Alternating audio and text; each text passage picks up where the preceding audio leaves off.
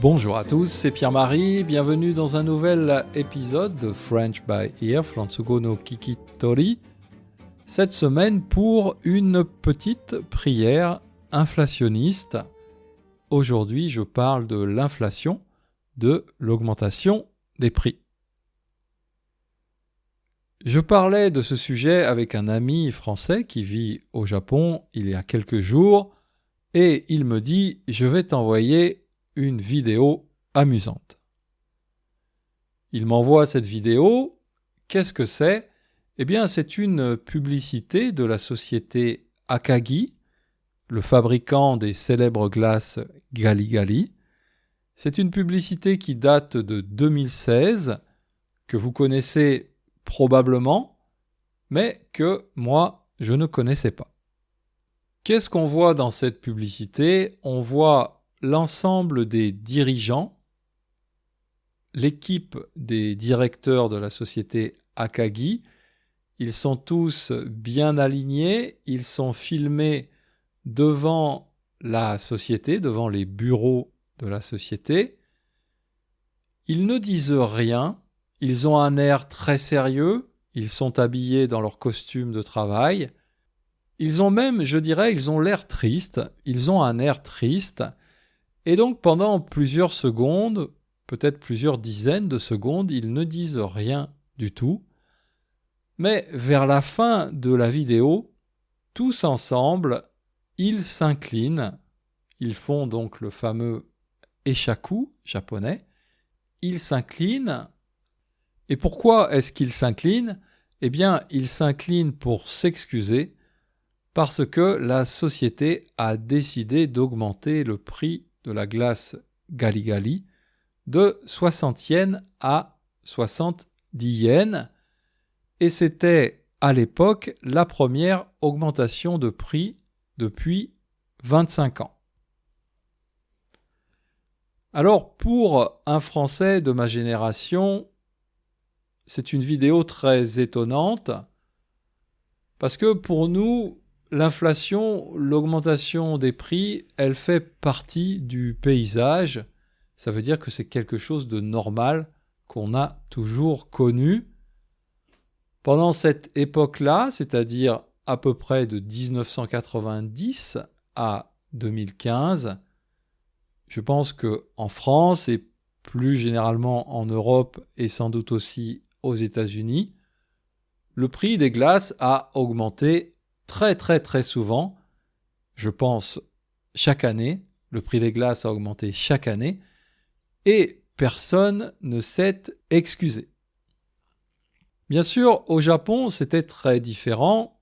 Entre 1990 et 2015, mais peut-être on peut aussi dire jusqu'à 2020, jusqu'au moment du Covid, pratiquement les prix n'ont pas augmenté. Malheureusement, les salaires n'ont pas augmenté non plus.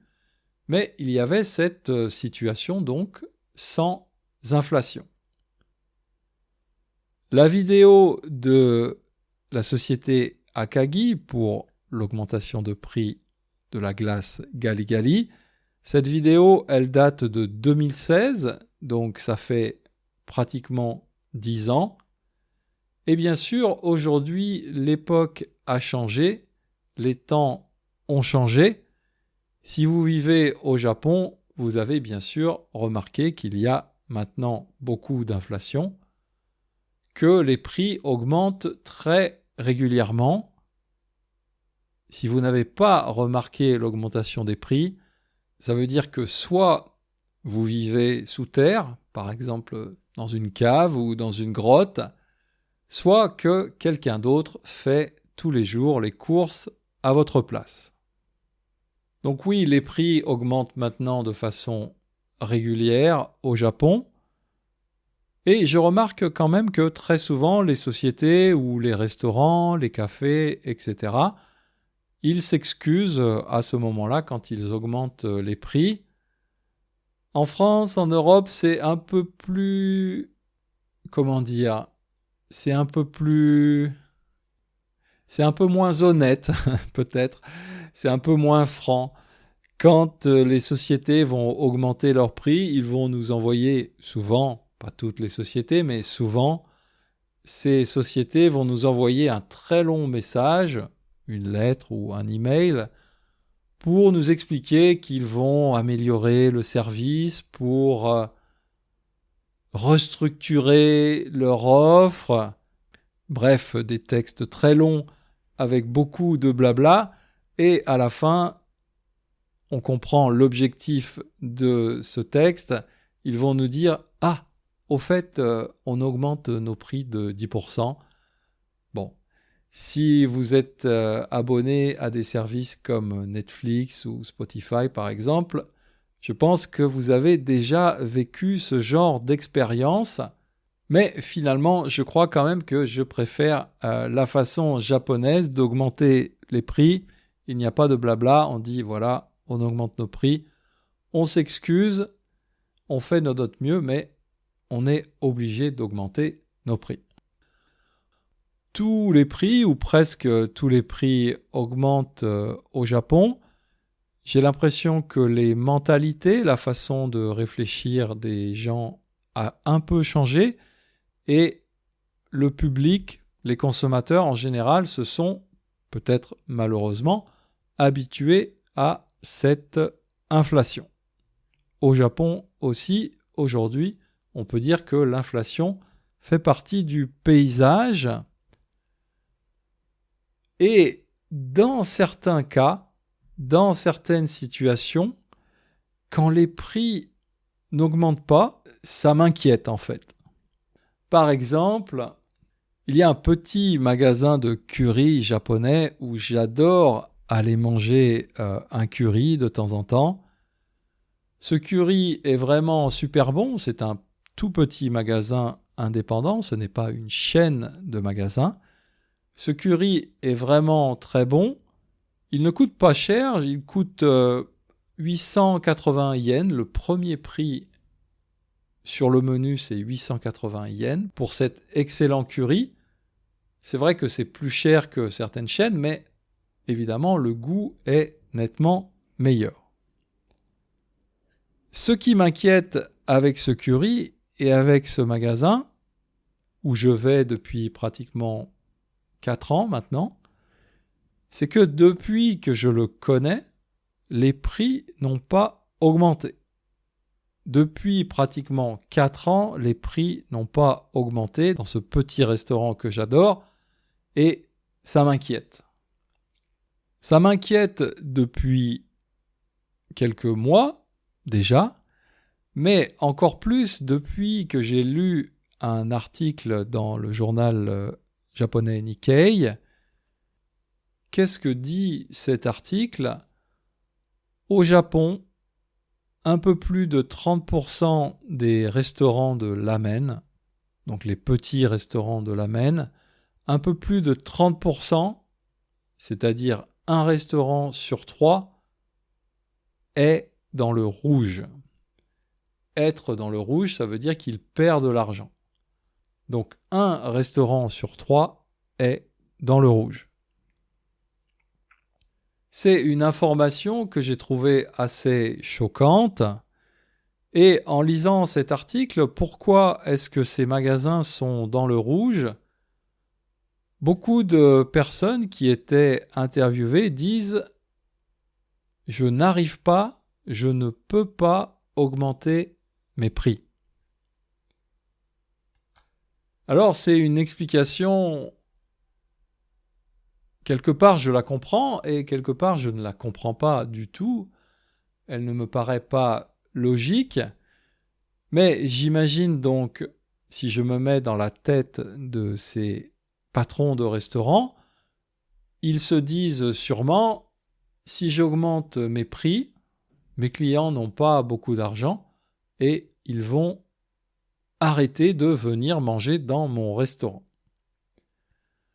Alors on peut comprendre cette idée, on peut même dire que c'est gentil de leur part.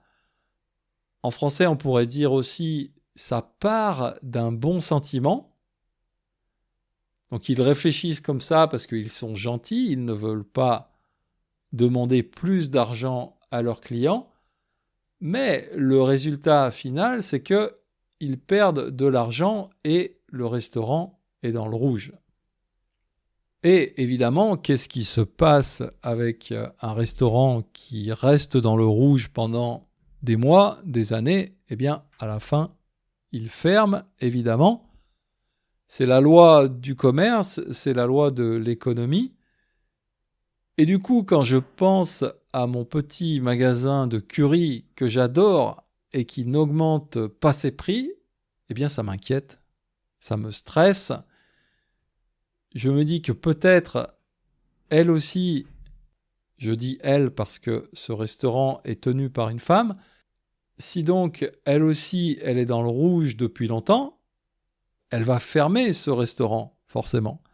Et ça, pour moi, ce serait une catastrophe. Je serais vraiment dégoûté, comme on dit. Je serais vraiment très triste, évidemment. Et puis, j'ai pas envie d'aller manger mon curry dans une chaîne de magasins ou, encore pire, d'aller manger un McDo chez McDonald's, par exemple. Non, je veux continuer à aller dans ce petit magasin où le curry maison est tellement bon.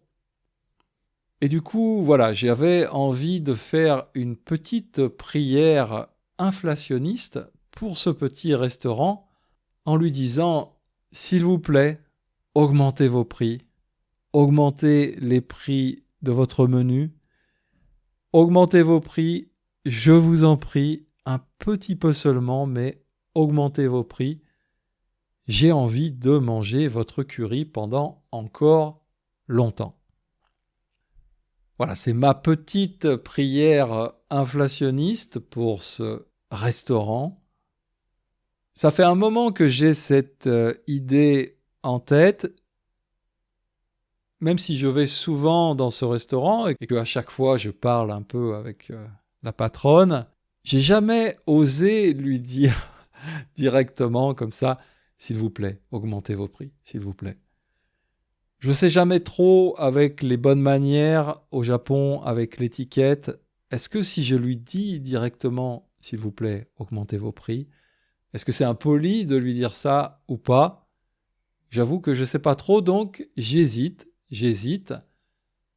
Qu'est-ce que vous en pensez? Est-ce que vous pensez que ce serait OK de lui dire directement, s'il vous plaît, augmentez vos prix?